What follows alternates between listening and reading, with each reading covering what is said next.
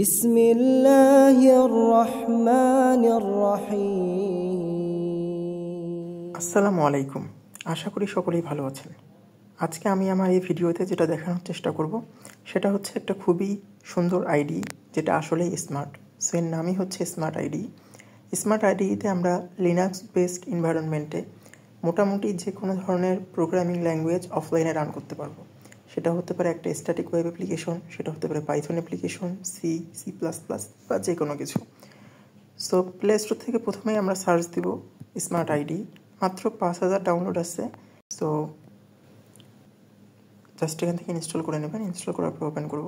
আমি এর আগে ওটা ইউজ করেছি। অ্যাপ্লিকেশনটা আমার মোটামুটি অনেক ভালোই লেগেছে। অনেক দিন থেকে একটা ভিডিও বানানোর প্ল্যান ছিল। So finally I am here. অ্যাপ্লিকেশনটির উদ্ভাবক সম্ভবত আকরাম খান ভাই।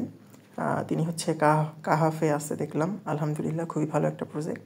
অ্যান্ড থ্যাঙ্কস এত সুন্দর একটা স্মার্ট আইডি আসলে তৈরি করার জন্য। সো ফার্স্ট অফ অল আমরা একটু জাস্ট এক্সপ্লোর করার জন্য দেখলাম। তো সেই রেজাল্টটা আমার কাছে অনেক বেটার ছিল। বাট পরবর্তীতে আমি যখন নতুন ভার্সনটা আপডেট করার পরে ইউজ করি, তখন ওয়েব অ্যাপ্লিকেশনটা ক্র্যাশ করতেছে।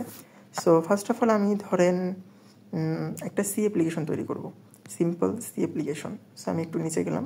জাস্ট আমি এখান থেকে প্লাগইনস অপশনে মূলত প্রজেক্ট বেসড কাজ করতে পারবেন, অথবা আমি প্লাসে ক্লিক করে হচ্ছে প্রজেক্ট ক্রিয়েট করতে পারবো। সো আমি জাস্ট একটা অ্যাপ্লিকেশন তৈরি করতে যাচ্ছি। বাট অ্যাপ্লিকেশন তৈরির আগে এখানে দেখুন যে এই ধরনের ডিপেন্ডেন্সিগুলো ডাউনলোড করতে হবে। তো সিল্যাং ডিপেন্ডেন্সিটা আমরা ডাউনলোড করব।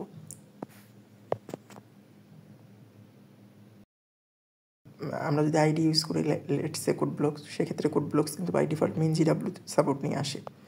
অ্যান্ড VS কোডেও কিন্তু আপনি যদি সি ইউজ করতে চান, সেক্ষেত্রে MinGW আলাদা করে ইনস্টল করতে হয়।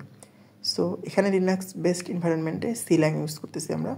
সো এখানে বলছে process complete, press enter. So enter click করতেছি। আমি এটা দেখলাম যে নতুন অ্যাপ্লিকেশনে যথেষ্ট বাগ আছে, তো এন্টার চাপলে কিছু হচ্ছে না। সো আমরা যেটা করবো যে সিম্পলি আবার নতুন করে ওপেন করবো, অ্যান্ড দেন আমরা প্লাস আইকনে ক্লিক করে রিসেন্ট অ্যাপ্লিকেশন থেকে কিন্তু সিটাকে উপরে নিয়ে নিচ্ছে শর্টিং।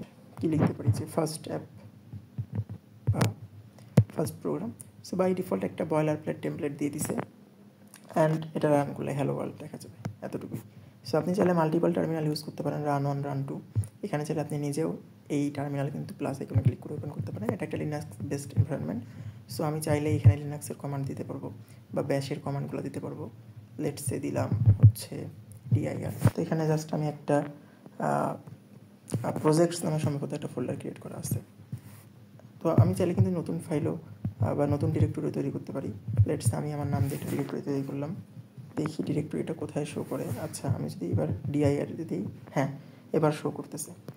সো এখানে আরও কিছু নেভিগেট করার অপশন রয়েছে, home, end, page up, page down, control, etc, undo, redo button. এটা সম্ভবত AI, কেন জানি এগুলো ডিসেবল। আনডু তো থাকার কথা না, স্বাভাবিক, এখনও যেহেতু আমি কোনো কিছু করি নাই। অ্যান্ড AI এজেন্টটা এই মুহূর্তে কাজ করতেছে না। তো ব্যাক দিলে সরাসরি এটা ব্যাক করে না। আচ্ছা, ডিসপ্লে অফ আদার অ্যাপ্লিকেশন দিলে করতে পারে। আচ্ছা দেখি, দিয়ে this okay. So let's see. হ্যাঁ, তো এবার আমি যেটা করবো যে আমি একটা পাইথন প্রজেক্ট ক্রিয়েট করবো। So let's say py, and by default একটা বয়লার প্লেট টেমপ্লেট দিয়ে দিচ্ছে, অ্যান্ড আমি রান করলে হ্যালো ওয়ার্ল্ড দেখতে পাবো। বাট আনফর্চুনেটলি হলো সত্য, আমি যদি রানিং রাখি, আচ্ছা এখানে রানিং আছে, এটাকে এখান থেকে স্টপ করে দিতে পারি। আমি যদি ওয়েবটা কন্টিনিউ করি, কেন জানি ওয়েবের এটা কাজ করতেছে না। আমি যদি রানে দিই, দেন একটা এরর আসতেছে। বাট এর আগের ভার্সনে সোফার আমার যতদূর মনে পড়ে এরকমটা হয়নি। এর আগের ভার্সন বলতে আমি আজকে থেকে কয়েক মাস আগে ইউজ করছিলাম। তো আমি যদি এখানে চেঞ্জ করি, মানে আমি যদি পুরো ফাইলটাকে জাস্ট ডিলিট করে দিয়ে নতুন করে লিখে ফেলি, আচ্ছা ইনডেন্টেশন ঠিক আছে, ওকে, এবারও রান হচ্ছে না। খুব সম্ভবত এখানে কোনো একটা প্রবলেম আছে, বাগ আছে। অ্যান্ড আমরা যদি এখানে নেভিগেশন করি, এই হ্যামবার্গার এখানে ক্লিক করি, দেন এখানে দেখতে পারবো যে আমি যে নামটা দিস ওয়েবসাইট, এই প্রজেক্টের ভিতরে মূলত 3টা ফাইল।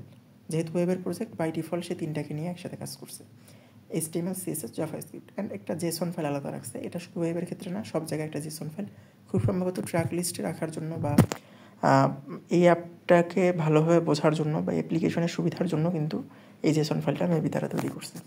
অ্যান্ড আমি যদি আবারও এক্সিটে ক্লিক করি, স্টপ অ্যান্ড এক্সিট, অ্যান্ড এবার যদি আমি অন্য একটা অ্যাপ্লিকেশন এক্সপ্লোর করি। এখানে কিন্তু রিয়াক্ট আছে, গিট আছে অ্যান্ড সিম্পল কোড এডিটরও আছে। তো এখানে যদি আমি যাই দেখি, লেটস সে সিম্পল কোড এডিটরে কী আছে, জাস্ট একটা টিএক্সটি ফাইল ওপেন হবে আর কিছুই না। এবং এখানে কিন্তু দেখতে পাচ্ছেন সব ক্ষেত্রেই আমরা একটা নিচে কিবোর্ড পেয়ে যাচ্ছি এবং যেখানে আমাদের ইউজফুল বেশিরভাগ ক্যারেক্টারই আসছে।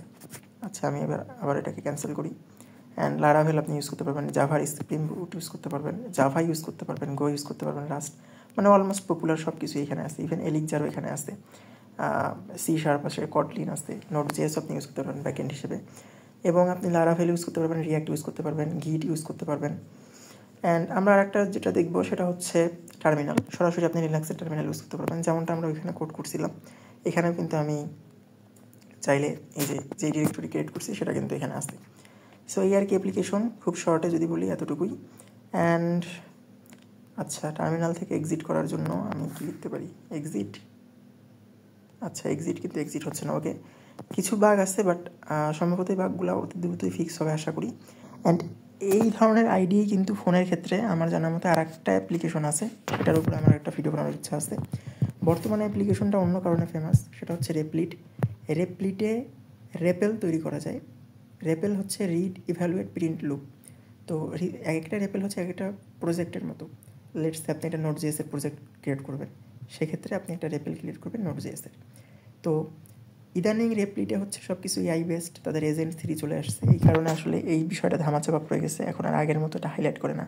বাট 22-23 সালের দিকে রেপ্লিটের কিন্তু এই কারণে জনপ্রিয় ছিল। তো যাই হোক, রেপ্লিট কমপ্লিটলি অফলাইন কখনোই ছিল না, অনলাইনে যেয়ে কাজ করতে হতো। বাট রেপ্লিটের অল্টারনেটিভে আমরা কিন্তু স্মার্ট আইডি ইউজ করতে পারি। একই সাথে এখানে আমি ওয়েবের কোড করতে পারবো, এখানে আমি C++-এর মতো ল্যাঙ্গুয়েজ ইউজ করতে পারবো, কোনো ধরনের সফটওয়্যার সুইচিং ছাড়াই। সো আশা করা যায় ভিডিওটা আপনাদের ভালো লাগছে। ভালো যদি লেগেই থাকে তাহলে অবশ্যই লাইক দিবেন অ্যান্ড ফ্রেন্ডসদের সাথে শেয়ার করবেন। Thanks for watching this video.